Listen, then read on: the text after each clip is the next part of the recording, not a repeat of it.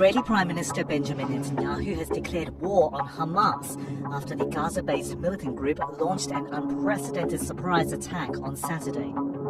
אזרחי ישראל, אנחנו במלחמה. לא במבצע, לא בסבבים, במלחמה.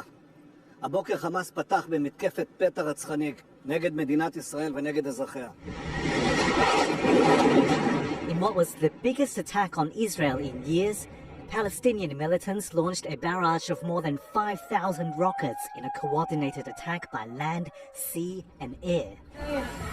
The Hamas military commander called the assault Operation Al-Aqsa Flood and urged Palestinians everywhere to fight against Israeli occupation.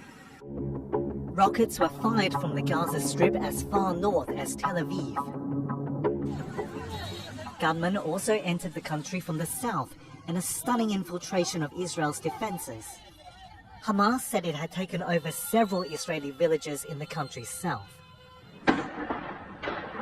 Gunfire could be heard echoing across the town of Sderot, which lies less than a mile from the Gaza Strip. Residents have been warned to stay inside while emergency responders activated amidst the fighting. במקביל הוריתי לבצע גיוס מילואים נרחב ולהשיב מלחמה שערה בעוצמה ובהיקף שהאויב לא הכיר. האויב ישלם מחיר שהוא לא ידע מותו.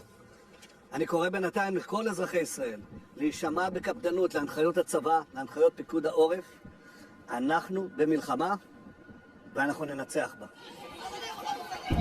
Palestinian families across Gaza have begun fleeing their homes in fear of Israeli retaliation.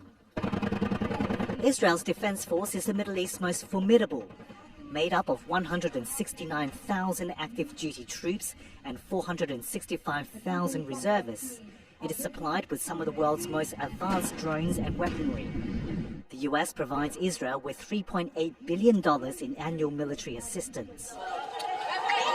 Saturday's attack holds deep significance for Israel, as the country has just marked 50 years after the Yom Kippur War. In that conflict in 1973, Egypt, Syria and other Arab countries launched a war on Israel on the holiest day of the Jewish calendar. I think right now Israelis are in a severe state of shock. They almost don't have words because they're just so surprised by this. And I think that right now people are being called up to reserves all across the country. Obviously, there's been a lot of political turmoil in Israel. There have been a number of military reservists who said that they would refuse to report for duty because of this battle over the judiciary in Israel. Everybody's put that aside now. There's a mass protest movement that has called off all the protests, and all the reservists who originally had said that they wanted people to refuse to report for duty are now urging everybody to report for duty. So I think the country right now is just going into fight mode, survival mode, like real survival mode. And I think that people probably don't want to start pointing fingers, but very quickly that will start happening. And obviously the first finger will be pointed at the Prime Minister, Benjamin Netanyahu, and we'll see where he goes from here.